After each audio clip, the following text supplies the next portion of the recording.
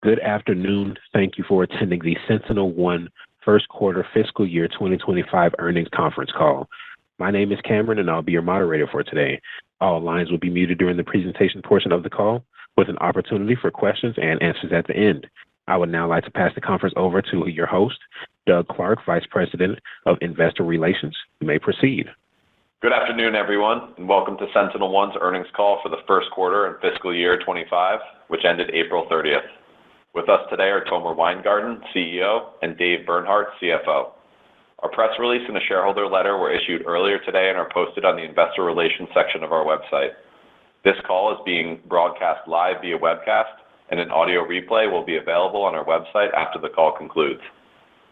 Before we begin, I would like to remind you that during today's call, we will be making forward-looking statements about future events and financial performance, including our guidance for the second fiscal quarter and our full fiscal year 25, as well as long-term financial targets. We caution you that such statements reflect our best judgment based on factors currently known to us, and that our actual events or results could differ materially. Please refer to the documents we file from time to time with the SEC, in particular, our annual report on Form 10-K and our quarterly reports on Form 10-Q. These documents contain and identify important risk factors and other information that may cause our actual results to differ materially from those contained in our forward-looking statements. Any forward-looking statements made during this call are being made as of today. If this call is replayed or reviewed after today, the information presented during the call may not contain current or accurate information. Except as required by law, we assume no obligation to update these forward-looking statements publicly or to update the reasons actual results could differ materially from those anticipated in the forward-looking statements, even if new information becomes available in the future. During this call, we will discuss non-GAAP financial measures unless otherwise stated. These non-GAAP financial measures are not prepared in accordance with generally accepted accounting principles. A reconciliation of the GAAP and non-GAAP results, other than with respect to our non-GAAP financial outlook, is provided in today's press release and in our shareholder letter. These non-GAAP measures are not intended to be a substitute for our GAAP results. Our financial outlook excludes stock-based compensation expense, employer payroll tax on employee stock transactions, amortization expense of acquired intangible assets, acquisition-related compensation costs, restructuring charges, and gains and losses on strategic investments, which cannot be determined at this time and are therefore not reconciled in today's press release. And with that, let me turn the call over to Tomer Weingarten, CEO of SentinelOne. Good afternoon, everyone, and thank you for joining our fiscal first quarter earnings call. Our first quarter performance surpassed our revenue, gross margin, and operating margin expectations. Once again, we delivered industry-leading revenue growth and margin expansion. Revenue grew 40% year over year, distinguishing SentinelOne as one of the fastest-growing companies in the public markets. Our gross margin increased back to our record high of 79%, and Q1 marked the 11th consecutive quarter with more than 25 points of operating margin expansion, which we believe is also one of the most sustained and significant margin improvement stories in public markets. I'm pleased to share that we achieved positive free cash flow margin for the first time in the company's history, an incredible milestone. We delivered on our commitment to generate positive free cash flow well ahead of our prior target. In Q1, we achieved a rule of 58 on a free cash flow basis, generating a substantial positive 18% free cash flow margin. We also achieved our first quarter of break-even earnings per share. This shows an impressive combination of growth, operating leverage, and cash management. I'm proud of our teams for leading us to this remarkable achievement. These results reflect the strong demand of SentinelOne's autonomous cybersecurity platform, unit economics, and scalability of our business model. Our pace of innovation and AI-driven autonomous security are setting new benchmarks across the industry. In Q1 alone, we amplified our cloud security offering with full CNAPP integration, introduced the first-of-its-kind AI security system through Purple AI, and dramatically enhanced the security experience by launching the new Singularity Operations Center. Our industry-leading growth and margin expansion shows an extraordinary financial profile. Still, we have the opportunity to enhance our go-to-market execution and evolve related processes to support increasing scale and diverse growth. I'll share more on this later. As always, please also read our shareholder letter published on the Investor Relations website, which provides more detail. Let's dig into our first quarter performance. Structurally, the threat landscape is intensifying. This is evident by a sharp rise in cyber attacks and breaches. The total cost of breaches and operational disruptions are reaching new highs. More and more enterprises are turning to SentinelOne for best-in-class security, simplification, and savings. We are the leader in autonomous security. Our AI-based security platform enables new and existing customers to defend against modern attacks and consolidate disjointed ecosystems of subpar solutions and outcomes. This is driving strong demand for our endpoint, cloud, and data solutions, as well as unprecedented interest in our AI capabilities. Our momentum with large enterprises remains strong. Customers with more than $100,000 in ARR grew 30% year over year, and customers with more than $1 million in ARR reached a new company record. We're helping enterprises reduce complexity and optimize costs, all while significantly enhancing their security posture. Platform adoption and success with larger enterprises continue to drive higher ARR per customer, which increased double digits year over year to a record high. Customer expansion rates remain healthy. Similar to last quarter, a larger portion of our business mix was driven by new customer additions in the quarter, which we believe will open doors for significant expansion over time. Traction with our platform capabilities is leading to new growth channels and diversifying our business mix. Emerging solutions continue to grow at a faster pace than the overall business.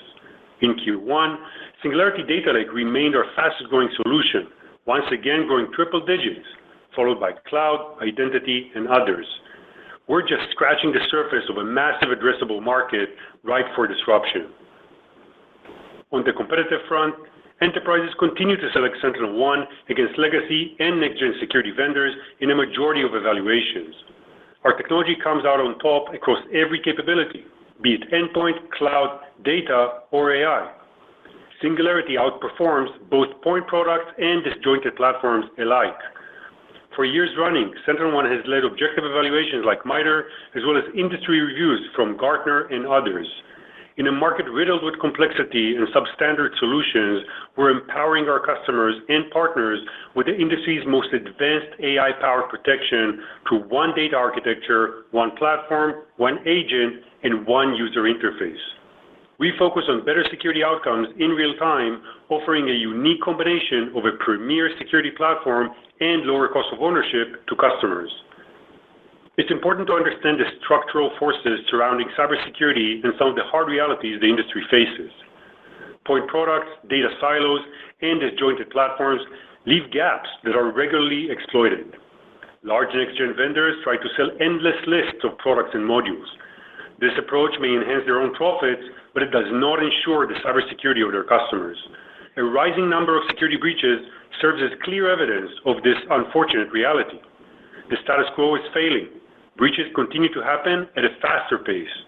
It's impossible to ignore that vendors with leading market share are not preventing the very breaches they claim to stop. Deploying more and more modules is not solving the problem, and enterprises increasingly understand it. After evaluating SentinelOne's technology, customers quickly realized that the marketing-laden, empty promises of half-baked alternative offerings do not translate to real usable outcomes. The difference between competitors' technology in the market and SentinelOne is stark and visible. When technology alone can't win, competitive solutions often rely on other tactics. No matter how tempting the price point might be, more and more practitioners are testing products and understand the real price of choosing an unproven capability, even from an established vendor. Marketing claims for these solutions to modernize operations are built on an already obsolete architecture. Choosing this path is a recipe for disaster that can actually send back their security operations years into the past. We lead with facts, not fiction, education and collaboration, not propaganda. It is imperative to think differently about cybersecurity in the age of AI. This is why we purpose-built the Singularity Platform with a holistic approach to security, data-driven and autonomous. At SentinelOne, we focus our resources, investments, and innovations on transforming how security teams can better prepare and protect against the threats of tomorrow, evolving and simplifying enterprise infrastructure to gain control over their perimeters. The best security is invisible, working autonomously to defend you at all times. We're already a leader in AI-based security and the only platform with multiple layers of AI, which give enterprises higher efficiency, better protection, and more automation. Singularity is secure by design, with fully integrated threat intelligence by default. Our platform's best-in-class efficacy connects the dots automatically without requiring overlay services. Let me provide a few examples to showcase the transformative power of Singularity. In the coming years, AI is going to consolidate many point solutions and feature products across the entire security landscape. With our advances around Purple AI, we're significantly widening the competitive gap even more in preparing for this future. Purple AI is natively integrated across our entire platform. With our open platform approach, Purple touches every aspect of managing security and has the ability to see and manage all security events, including those of competing products. This creates compounded value for customers wishing to enhance existing security investments while benefiting from best-of-breed security products. Purple detects anomalies, enforces policies, takes mitigation, remediation, and orchestration actions autonomously, with full control and audit by the human user. Doing so across all security ecosystem products is a dramatic force multiplier and allows for a central, responsive control plane. Purple AI also radically simplifies and accelerates the more complex tasks of cybersecurity, threat hunting, and investigations. It helps core security teams detect threats earlier, respond faster, and stay ahead of attacks. Purple also enjoys real-time access to two of the best threat intelligence sources in the world. Our first-class threat intelligence is fully integrated for no charge into Purple. We've also teamed up with Google's trusted and world-leading threat intelligence by Mandiant, available on the Singularity Platform. More security, more trust. One would be hard-pressed to find better security intelligence than this. Best of all, Purple AI works in real time. This is not a vision. This is the new reality for cybersecurity. This is what we're delivering today. To experience it firsthand, I encourage you to take a look at the Purple AI demo linked on page 6 of our Q1 shareholder letter. The combination of Purple AI and enterprise-wide data analytics completely simplifies, streamlines, and transforms every aspect of the security journey. This is the true objective of modern cybersecurity: simplification over platformization. The only folks that care about platformizations are the vendors themselves. Enterprises care about better security outcomes.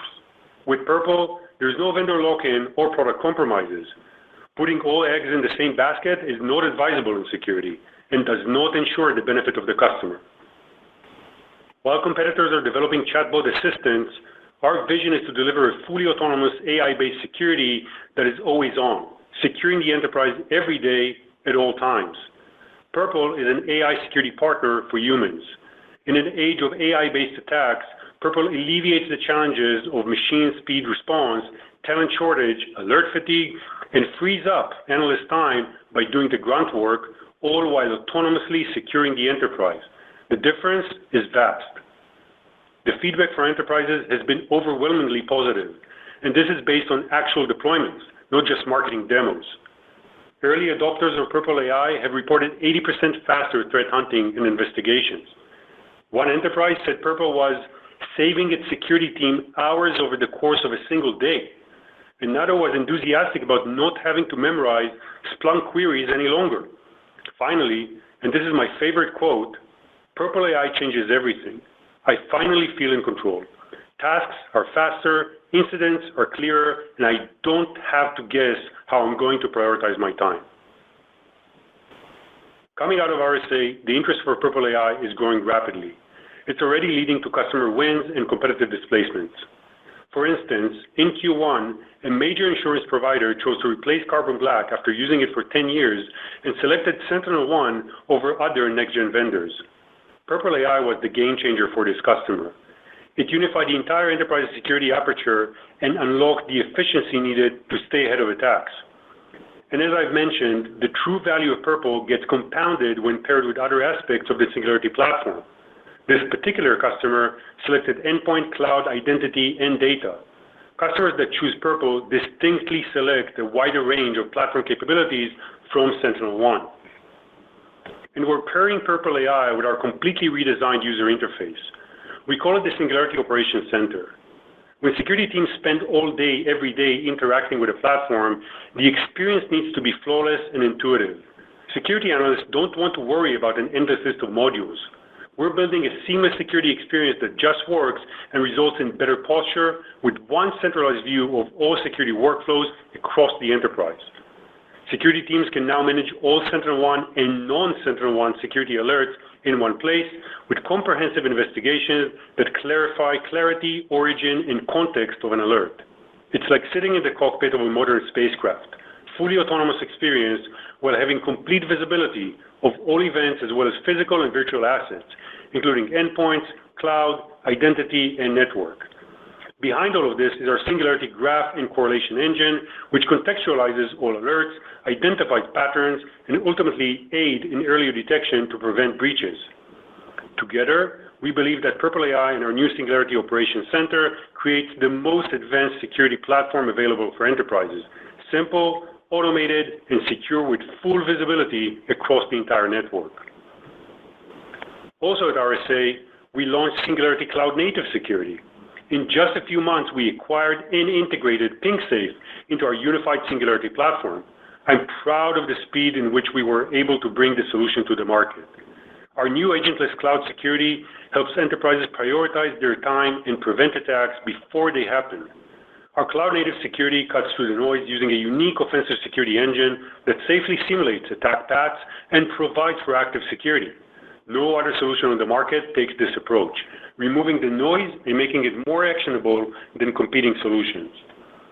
In a recent product evaluation by G2, a leading peer review marketplace used by millions of businesses around the world, Singularity Cloud ranked as the #1 for ease of use and received 4.9 out of 5 on customer reviews. Even at this early stage, our CNAP is receiving extremely positive customer response, ahead of solutions from public and private competitors. In Q1, a Fortune 500 enterprise selected the Singularity platform for both the cloud and endpoint security. This company had been a long-time customer of a next-gen endpoint peer, but the protection and reliability of our cloud workload security completely changed the conversation. The CISO at this enterprise said, "I couldn't believe what we had been missing. Singularity Cloud caught incidents we didn't even know existed." One other aspect of this interaction that's worth pointing out. The CISO of this enterprise said, "I know I'm more protected now," and the experience was terrific. SentinelOne listened to what I wanted and needed and clearly showed how the platform can help. I didn't have to decode a list of SKUs. The cloud security space continues to be a clear greenfield opportunity to engage with new enterprises regardless of endpoint incumbency. We've seen this time and again. Combined, we believe our cloud workload and cloud-native security create the most advanced cloud security portfolio to protect critical enterprise infrastructure. We're excited about the growth potential as we move throughout the year. Finally, the momentum of our data capabilities remain extremely strong. After a record fourth quarter, Singularity Data Lake continued to grow triple digits in Q1. SentinelOne is not a newcomer to the SIEM market. For example, 3 years ago, SentinelOne was the first company to realize the transformation opportunity that would arise. We acquired a true next-gen data analytics platform. All other vendors are trying to emulate. Our data lake superiority is tried, tested, and proven, fully integrated, empowering the Singularity platform and securing tens of thousands of enterprises across the world. Singularity Data Lake provides a modern, next-gen alternative to legacy SIEM solutions. Coupled with Purple AI, it is the preeminent AI SIEM. Enterprises no longer have to be burdened by the cost-prohibitive and limited actionability of legacy SIEM. With Singularity Data Lake, they get lower cost and faster speeds at petabyte scale. Many of the newer SIEM solutions answer only the most basic use cases, have limited scalability out of the box, and are far from their advertised functionality. Enterprises are increasingly looking to move away from legacy SIEMs, a technology that's decades old. In one customer example, a Fortune 500 financial services company selected Singularity Data Lake to augment part of its Splunk contract ahead of a full contract expiry next year. Deals like these create significant expansion opportunities for Singularity Data Lake and are opening doors for broader platform adoption. Data transformations are not trivial and take time, but are necessary to operate efficiently and securely. We've just begun to help companies navigate the transition. This trend of evaluations and migrations is picking up. Tying it all together, we're seeing great traction with our emerging solutions. The contribution from emerging solutions was a record in Q1, growing to about 40% of our bookings. Over time, our platform solutions will be an even more significant part of our business, driving diversity and long-term growth. As I reflect upon the last few years, our advancements in data, AI, and cloud security clearly illustrate the success of our technology evolution from endpoint security to a comprehensive enterprise-wide cybersecurity platform. Moving forward, our goal is to replicate similar success across our go-to-market. This is especially important in today's macro environment, which raises the bar for execution. Macroeconomic uncertainty and tighter financial conditions continue to impact customer buying behavior. With better execution, we believe we can mitigate these factors and deliver higher growth. As you know, Michael Kremen recently joined SentinelOne as Chief Revenue Officer to drive our go-to-market strategy for growth at scale. We've pinpointed several opportunities to enhance our performance and are already making progress. Together, we are streamlining every aspect of our go-to-market organizations. We're pulling everything together in service of a better sales experience and stronger engagement. Our strategy is straightforward. First, we're appointing proven leaders with growth at scale to guide our teams to their full potential. Second, we're enhancing our processes and data analytics across the board, including scaling our renewals process, expanding our partner ecosystem, and evolving our marketing and sales enablement. These are high-value and high-return changes which naturally take time to implement. At our scale, we can adapt quickly and be nimble. All of this is part of the growth journey, which requires constant evolution. To reflect the impact of macro dynamics in our go-to-market transition, we've modestly revised our full-year revenue outlook range. With that, we have a line of sight to stronger new business generation in the second half of the year. Our confidence stems from strong pipeline, ramping newer products, and leading indicators from our go-to-market improvements. We're expecting over 30% revenue growth this year, one of the fastest growth rates in public markets once again, combined with a charge towards profitability. Our business fundamentals and opportunities remain unchanged, and our win rates are strong. Even as we evolve, we continue to deliver industry-leading results every single year. Indeed, we are investing for the future and leaning into areas of significant growth potential, namely cloud, data, and AI. These are important growth levers for our business. We have long held the view that data and AI are at the epicenter of security. Enterprise security will not look the same in the coming years. To reinforce both our commitment and conviction, we established the AI Security Innovation Center at our Tel Aviv office. This investment in people and technology will ensure that we continue to lead at the forefront of modern AI-based cybersecurity, and enterprises get the absolute best of protection and experience. Our financial profile is incredibly strong. We delivered 40% top-line growth, unparalleled margin improvement, and positive free cash flow quarters ahead of our original target. Achieving free cash flow rule of 58 shows that SentinelOne represents a rare combination of premium growth and returns. We're pleased with these milestones and excited by our future growth opportunities across massive end markets. The status quo of current cybersecurity offerings is failing, leaving enterprises vulnerable and riddled with unnecessary complexity and costs. The real solution to the modern cybersecurity problem is better security, simplification, and savings. Our technology across endpoint, cloud, data, and AI is cutting edge, and our platform experience is second to none. Enterprises deserve better, and we're delivering it. Lastly, none of this would have been possible without the extremely talented people of SentinelOne. We work with purpose that fuels resilience. I'm deeply grateful for the hard work and dedication of all Sentinels. I also want to thank our customers and our partners for their trust and collaboration. AI is the new paradigm. Cybersecurity is the furthest frontier, and SentinelOne is its foremost outpost. With that, I will turn the call over to Dave Bernhardt, our Chief Financial Officer. Thank you, Tomer, and thank you everyone again for joining. This afternoon, I'll discuss our quarterly financial performance and provide additional context regarding our guidance for Q2 and fiscal year 25. As a reminder, all comparisons are year over year, and financial measures discussed here are non-GAAP unless otherwise noted.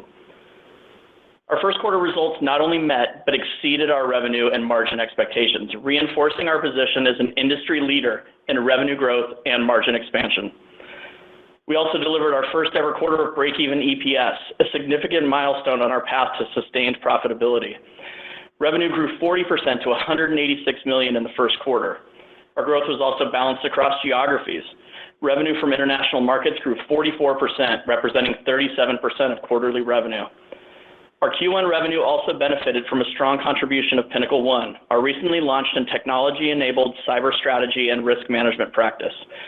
PinnacleOne helps governments, companies, management teams, and boards evaluate and fortify their security framework above and beyond any single product or solution. This is more important than ever in the modern threat landscape. Total ARR grew 35% to $762 million in Q1 as we continue to drive a healthy mix of new customers and existing customer expansion across businesses of all sizes. As we enter the new year, the macroeconomic uncertainty and tighter financial conditions have continued to pressure enterprise spending.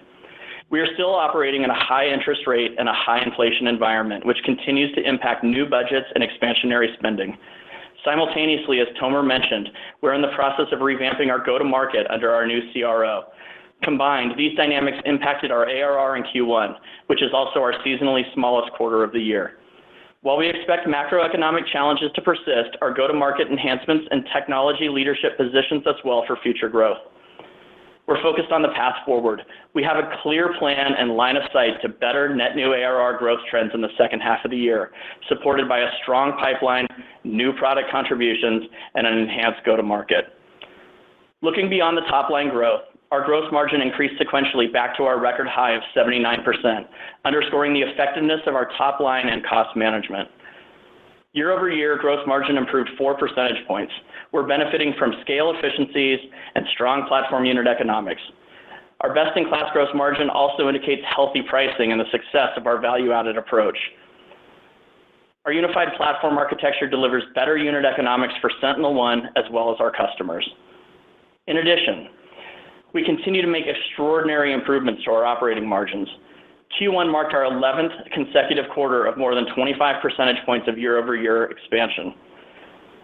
Our increasing scale, efficiencies, and cost discipline are driving substantial operating margin improvement. In Q1, our operating margin expanded 32 percentage points to just -6%. I'm pleased to share that we delivered on our commitment to achieve positive free cash flow margin well ahead of our original target and by a large degree. In Q1, we delivered a free cash flow margin of positive 18%, showing an improvement of more than 40 percentage points compared to last year. We generated $34 million of positive free cash flow in the quarter, reinforcing our strong financial position on top of more than $1 billion in cash and cash equivalents. We achieved a free cash flow rule of 58 in the quarter. This is a tremendous achievement and a testament to the scalability of our business model. Moving to our guidance for Q2 and the full fiscal year 25. Looking ahead, we are optimistic about our growth trajectory and remain committed to delivering strong results. For Q2, we expect revenue of about $197 million, up 32% year over year. For the full year, we expect revenue of $808 million to $815 million, reflecting our confidence despite challenging economic landscape. We are modestly revising our revenue outlook range to reflect the impact of persistent macro uncertainty and our go-to-market transition. Even still, we expect to deliver 31% growth at the midpoint. As I mentioned earlier, we have line of sight to better growth trends in the second half of the year. Specifically, we expect second half net new ARR growth trends to improve compared to the first half of the year. Our confidence is driven by early indications from our go-to-market transition, a strong and growing second half pipeline, improving conversion rates, and traction with newer solutions like CNAPP, AI, and data. Turning to our outlook for margins. In Q2, we expect gross margin to be about 79%, an improvement of 2 percentage points year over year. As a result, we are raising our full year gross margin guidance to 78 to 79%, up more than 100 basis points year over year at the midpoint. We expect our increasing scale and improving data processing efficiencies to continue benefiting our results. Finally, we expect our Q2 operating margin to be -6%, implying an improvement of more than 16 percentage points year over year. On a full year basis, as we continue to invest for our future, we expect to maintain operating margins between -6% and -2%, an improvement of about 15 points at the midpoint compared to fiscal year 24. We have the opportunity to be cash flow positive on a full year basis in fiscal 25. However, it is elective and will depend on our pace of investments. Importantly, we remain on track for turning the page on profitability within fiscal 25, delivering positive operating income by the end of the year. We're focused on improving our execution and operating a great business even more efficiently. I'm convinced that we are becoming a stronger company. Our investments in AI, data, and cloud security are reshaping the cybersecurity landscape and will drive our next phase of growth, bringing greater scale and cementing a more diverse business mix. With our positive free cash flow in Q1 and substantial progress towards break-even operating margin, we continue to prove the scalability and leverage within our model. As a result, we are leaning into investing for growth without compromising on our near-term margin improvement. Going forward, our goal is to operate towards the Rule of 40 on an EBIT basis. Through this lens, we will continue to evaluate the opportunities for investments, growth, and leverage. We have a very strong balance sheet with $1.1 billion in cash equivalents, and investments, and zero debt. This provides durability and flexibility. We have already demonstrated tremendous potential for operating leverage across the business. The cybersecurity landscape is ever evolving. Self-proclaimed industry leaders are facing the same challenges of legacy solutions, and even given massive R&D budgets, are failing to innovate at a fast pace.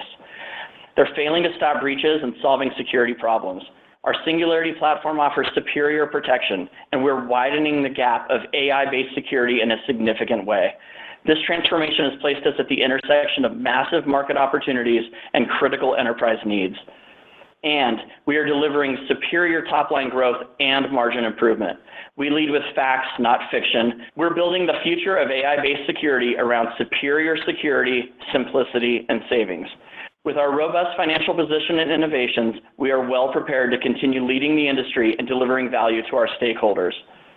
Thank you all for joining us today. We will now take questions. Operator, please open up the line. Thank you. We will now begin the question and answer session. If you would like to ask a question, please press star followed by 1 on your telephone keypad. If for any reason you would like to remove that question, please press star followed by 2. Again, to ask a question, press star 1. And as a reminder, if you are using a speakerphone, please remember to pick up your handset before asking a question, and we will pause here briefly as questions are registered. The first question is from the line of Brian Essex with J.P. Morgan. You may proceed. Hi, good afternoon. Yeah, hi. Thank you. Good afternoon. Thank you for taking the question. Tomer, just a first question for you is wanted to really kind of dig into the macro, and apologies, I missed some of the first introductory comments, but wanted to really understand what happened from a macro perspective and an execution perspective that you didn't see last quarter. In other words, what changed this quarter to lead you to kind of trim the guidance for the full year? And I have a follow-up. First, we definitely see some of the same factors that we've seen in previous quarters, so I don't think a lot is changing. We guided to revenue, we beat revenue, so all in all, we feel we got a good grasp on most macro factors.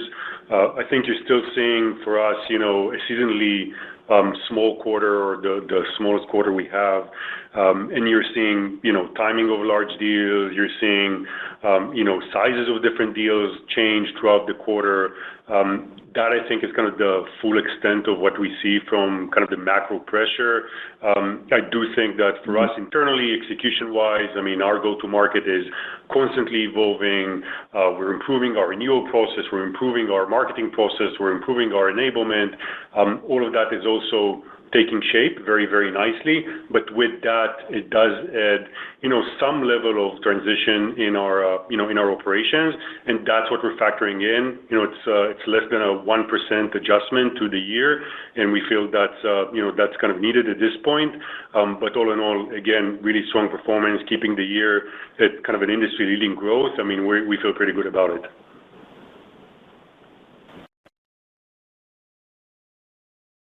The next question is from the line of Adam Tindall with Raymond James. You may proceed. All right, thanks. Good afternoon. Tomer, I just want to acknowledge, obviously, business is doing well on profitability, generating positive free cash flow, and you have over $1 billion of cash. So a little bit of a devil's advocate question here. If I think about the fastest areas growing in the industry, data, cloud, and AI, you have meaningful products that you're outlining that are very differentiated. Why not invest more in sales and marketing behind these areas to accelerate growth? Or another way to ask is, what are you going to do with the buildup of cash given this positive trajectory, and how do you and the board justify that as the right path versus perhaps investing even more heavily in sales and marketing behind those platforms to accelerate growth? Thanks. Absolutely. For us, it's all about growth, but with that, we have made a commitment to be profitable. At the same time, I think what happened this quarter for us, which is something that we've been working on for quite a while, which is turning into a cash flow generating machine, basically gives us that license to go back and invest in the business. So what happened this quarter is exactly what we wanted to see. It was extremely positive. Now that gives us, I think, the ability to understand where we want to invest, how much we want to invest, as we keep that same trajectory towards profitability, and continuing to generate as much free cash flow as we can throughout the year. So I would say this quarter for us really unlocked how much we can invest and how aggressively we can go. And yes, there's no question that we're leaning into growth. We mentioned, we're opening, more innovation centers around AI. We think the way that people procure software in the future, even in the next couple of years, is going to change, and I think we want to make sure we address that. So we're balancing all of that while we also transition our go-to-market, and that's why, we definitely don't want to get ahead of our skis, and we're balancing all of this to get, to the envelope that we have committed to.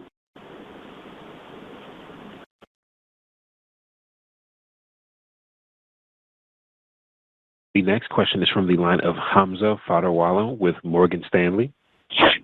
You may proceed. Hey, good afternoon, and thank you for taking my question. Dave, you talked about reflecting some improvement in net new ARR in the back half of your guidance based on some new products and some of the go-to-market improvements that you're expecting under the new CRO. I'm curious, to what extent have you factored in the potential for some go-to-market disruption? Because when you do bring sales changes, that is a risk. So I'm wondering to what extent you've thought about handicapping that in your guidance for at least the next couple of quarters. Thank you.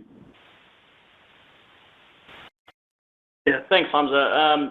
We guide to what we have line of sight to. So, as Tomer discussed, we're factoring in macro conditions, the go-to-market transition, and the ramp of new products. Obviously, we have the full CNAP offering happening in the second half. We're early in the stages of AI sales to customers, which are both very positive and building tremendous pipeline. We know that the second half pipeline is a lot stronger than the first half, and we're addressing execution dynamics and the new products being offered. I think that is just in general, there's going to be go-to-market enhancements as Michael builds out this team. So you take that, you take the heavier mix of large enterprise sales in the second half, and then you take on the increased contribution from the newer products, and I think we're all just very positive on the second half. Yeah, just to add to that, 40% contribution for emerging product really starts to paint the picture to what the platform opportunity is for the company, and obviously that requires also a change in our sales DNA and in many other derivative aspects of it. So we're absolutely cognizant of that. I think we're balancing that with the strength of the new ramping products, but with that, again, that go-to-market transitory effect will take hold, in the next few quarters, I think, more than any other point, and that's what we're balancing. So both factors kind of negate each other, and we felt like we need to slightly tick down the revenue projections, but all in all, extremely strong growth. We still feel good about the year, and as Dave mentioned, transition will continue to happen, evolution will continue to happen. This is not a stagnant market by any degree, and we embrace that. And SentinelOne has executed through change, for many years, and that's not going to change. It's a very dynamic market. The next question is from the line of Shaul Eyal with TD Cowen. You may proceed. Thank you. Hi, good afternoon. Thank you for taking my question. Tomer or Dave, was there any business that flipped towards the end of April that's already booked back over the course of the past 4 weeks? We have some, but it's really normal course of business. I mean, at this point, there's constantly, deals that book, into the next quarter. Nothing significant, nothing challenging, in terms of like what we needed for the quarter. It's all just really normal dynamic. But the answer is yes.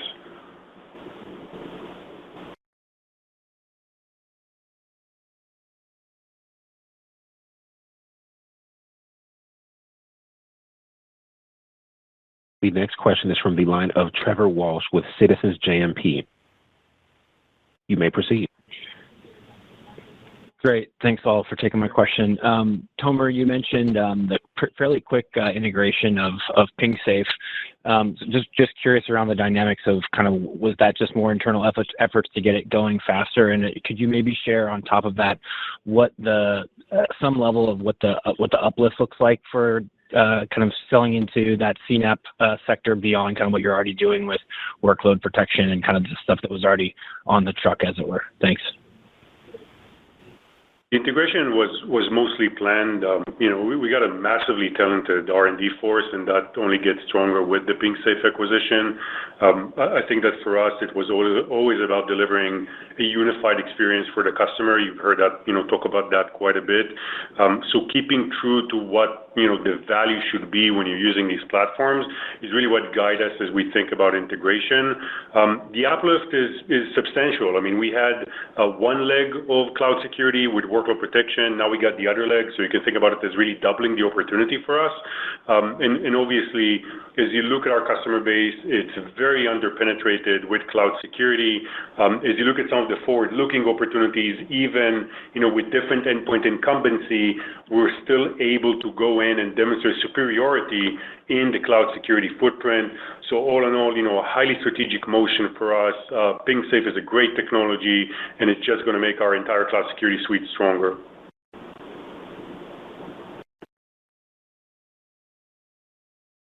The next question is from the line of Peter Weed with Bernstein. You may proceed. Thank you. I think there may have been some kind of separate performance if you look maybe at your enterprise versus SMB, and we've been hearing in the market, some headwinds around that. Can you give us some color, on the performance, in each of those categories separately? And I guess, a lot of the work you're doing in go-to-market is to kind of drive performance, particularly in enterprise. Like when might we see some inflection from kind of the investment that you're making there? Generally, I think you're seeing kind of a continuum of improvement towards more and larger enterprise-based deals. In terms of headwinds, I think in this, type of market, you kind of see pockets of headwinds all across the board. So I wouldn't call out any specific dynamic. At the end of the day, for us, I mean, we're definitely strong in the SMB market and mid-market. For us, it's really developing more and more that enterprise muscle. I think we've proven that again this quarter. Again, 30% growth with large customers. Last quarter, another 30% growth with large customers. So all in all, this is tracking to where we want to be. And the nature of the offerings that are coming up online for us in the second half of the year are more enterprise-oriented to begin with. So for us, I mean, I don't know if it's going to be kind of a full inflection. I would really assume more of growth across in parallel to all of these different segments of the market. The products that we build are so intuitive to use that they're great for the SMB, they're great for mid-market, they're great for partners, they're great for service providers, and they're great for large enterprises who are looking for just better efficacy, more simplification, getting more from what they have in their environments, and that's exactly what we're delivering.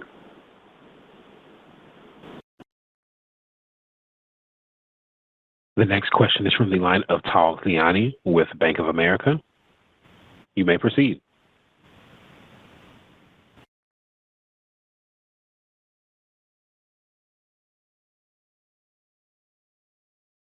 Tal, you may be on mute. Oh, here we go. Can you hear me now? Yes. Good, perfect. So I'm taking a step back. I want to, your ARR growth of 35% is great on any metric, is great. But when I look at the space is growing. There are only two legit players in the space, and a company that is substantially larger than you is growing the same rate, which means there is a problem with your ability to grow in relative terms despite your small size. And the question is, why can't you outgrow your bigger competitor? Is this an issue of product portfolio, your more limited product portfolio, or is this an issue of focus on SMB or go-to-market? When you analyze your performance, how can you do better given your smaller size in the market? Thanks. I don't see any problem with our growth. I think the only thing that's the balance here is how much we can invest. And a company that strives for profitability obviously is constrained by how much it can invest. I mean, we had, $1.1 billion of cash in our bank last quarter and the quarter prior and this quarter as well. So obviously, we're somewhat electively constrained by how much power we put behind our go-to-market. With that, we treat this as an opportunity to become more and more and more efficient, and that's what you're seeing us do. We're doing more with less, and that's our focus right now. That's what we said we're going to do this year. We're not on a chase to outgrow anybody. We're building the best technology, and we're building a very, very effective go-to-market machine when the time is right. And as I mentioned, this quarter has been a great indication for us to start moving away and investing back into our business. I mean, that's our focus. And lastly, to me, the number one thing this company wakes up and thinks about is how we stop breaches and keep our customers safe. I think that's what we're doing every single day. I think the promises of other vendors in the space might prove to be a bit lax. So I wouldn't put this all on just the chase after growth and how aggressive your marketing can be. You need to grow in a responsible way. You need to keep your customers safe. You need to make sure, for a company like us, at our scale, that you can also achieve the profitability target that we set out to achieve, and that's the entire picture that we're looking at. Still, again, industry-leading growth. I think we're incredibly proud of our growth profile.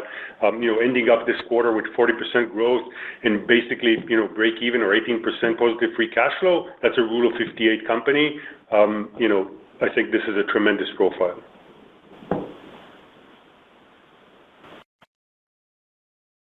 Next question is from the line of Eric Heath with KeyBanc Capital Markets. You may proceed.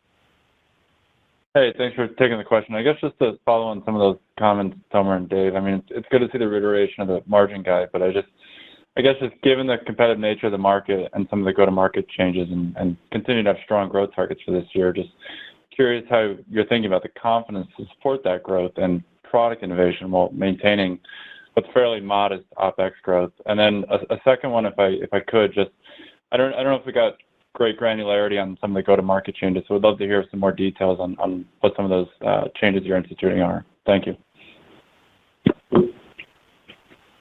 Growth for us is, again, something that's very elective. We feel really good about our ability to continue and grow under this investment envelope. We're not in a chase to invest in marketing. We feel like you need to grow smarter. You don't need to grow necessarily in a more expensive way.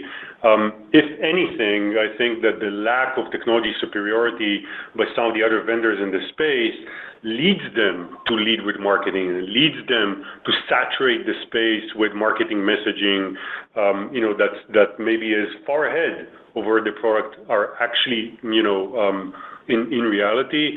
So for us, I mean, this dynamic is no different, and we continue to out-execute them with technology.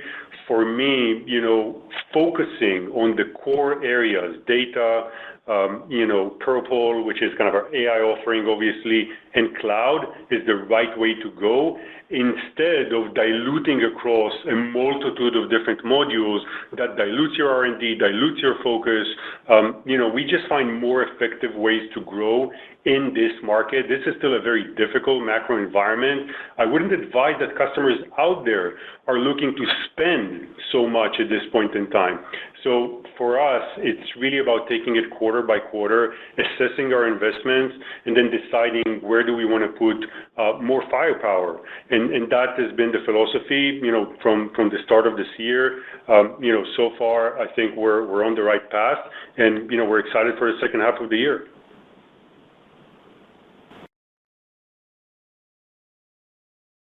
The next question is from the line of Joshua Tilton. Apologies. I just want to touch on the go-to-market question. We kind of called out, obviously we're bringing in new leadership, sales DNA, expanding the platform selling motion, onboarding more partners, striking new partnerships, moving to more modern enablement, enabling our partners, putting systems to automate quoting for our partners. So we're scaling our go-to-market significantly. We always had the reach and the partnerships. Now it's about making them more effective, which I think is a common theme across everything we're doing this year.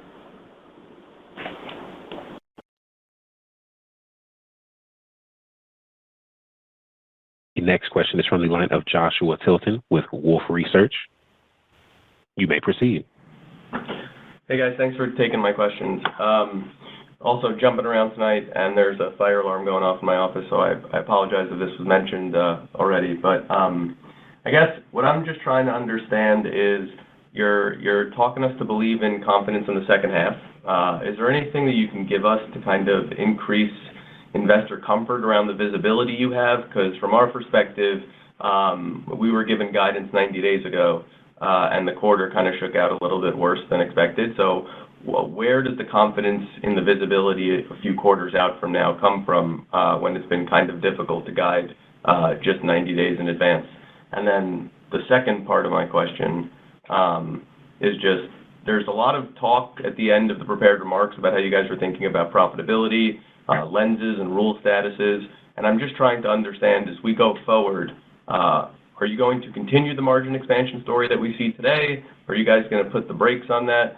How should we think about the pace of margin expansion in the future relative to the amazing and outstanding pace that you've delivered over the last few quarters? Thank you. First, I hope everybody's safe. Second, we have guide to revenue and beat on revenue. To us, everything we're doing here is just expanding, I think, the range that we're giving folks, given what we're seeing, from the macro, given what we're seeing from our own execution, and our ability to mitigate these factors. So I believe we're actually, taking a safer approach by giving you, just a better range to what we have a line of sight to. And that has been our philosophy, will continue to be our philosophy. And again, ARR could be, just a different measure for us from revenue, given that there's a lot that goes into revenue that doesn't go for ARR for us. And lastly, if you zoom out and you look at every single year for SentinelOne, has resulted in, outperformance of the market. Better revenue growth, better margin improvement than pretty much every other company in the market. And specifically, when we look at the, second half of the year, we're looking at, very robust pipeline. We're looking at pipeline that's diversified across endpoint, data, cloud, purple, more adjacent modules, a better executing sales team, more scrutiny to our deals, more and better cross-sell and upsell dynamics. So all of those give us a lot of confidence. With that, obviously, we talked about the other factors going in, and that's why, again, we're opening up the range. The entire adjustment here is about, less than 1%, so I wouldn't read too much into it. Yeah, I would add to that, that really what we want to do is we want to be a Rule of 40 company, and we're going to work to achieve that. That's our goal. That's our investment philosophy. Everything we're doing is drive to that strategic initiative.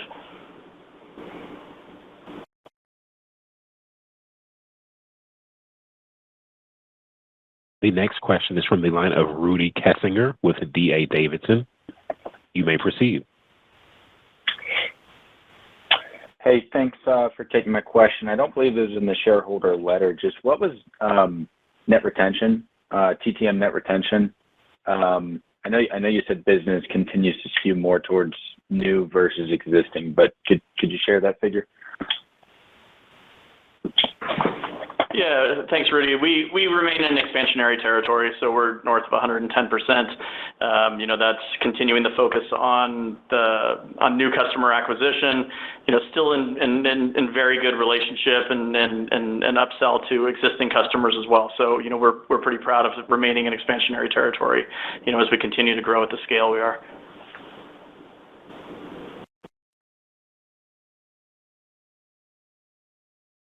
The next question is from the line of Fatima Boolani with Citi.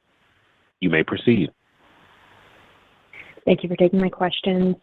Tomer, I was hoping you could comment with more granularity, kind of getting down to the brass tacks with respect to the go-to-market organization. So what I mean by that is, clearly you are very optimistic about the pipeline and your ability to prosecute the pipeline, but the only inference we can draw is that there was some sort of a productivity delta or disparity. So wondering if you can kind of talk us through that as it relates to overall go-to-market sales capacity, productivity levels, and if you can talk to attrition, whether voluntary or involuntary, under the auspices of the new CRO. So just maybe a little bit more granularity from a sales capacity, productivity, and attrition input standpoint. Thank you. For both productivity and participation, I would say, we're definitely seeing these metrics on the rise, which is very, very encouraging. That comes hand in hand with our emerging product team basically being rebuilt over the course of the last 12 months. We mentioned new leadership in place for emerging products, seasoned, bringing their own team, bringing new partners on board. That part of our business is now about 40%, so obviously that has very positive impact as to our growth trajectory. Sales attrition, it's always going to be there, and it's nothing that's unique to SentinelOne. We continue and hone in on the talent that we need. We continue to up-level. If you kind of see some of this, hey, there's attrition, it's going to be there. It's part of doing business. It's part of growing the sales force. It's part of changing DNA. It's part of going after different aspects of the market and selling to different people in the enterprise. So all in all, I think that what you're seeing is just normal, GTM transition. Some of the folks that we, let go, we repurpose to other parts of the business. We invest more and more into the most yielding parts of our business. All of that is positive. Does it come sometimes with some involuntary attrition? Yeah, that's also part of business. None of that to us is alarming, and all of that is positive.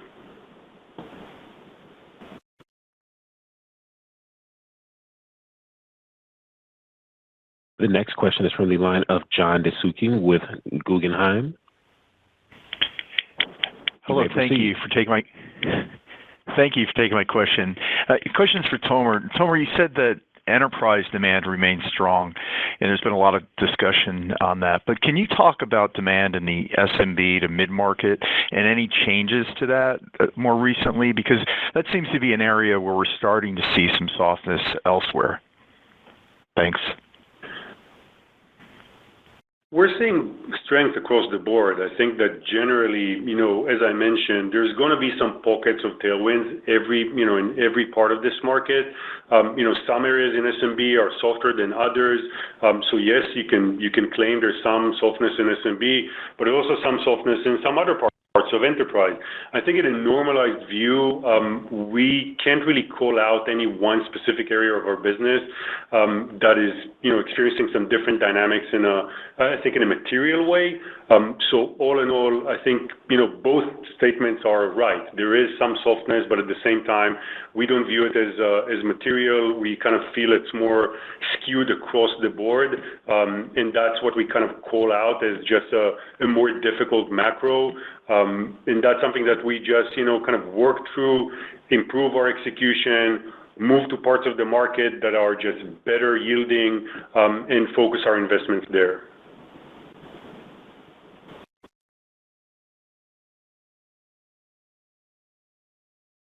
Unfortunately, there is no more time remaining. I'll pass it back to the management team for closing remarks. Thank you, everybody, for joining our call today.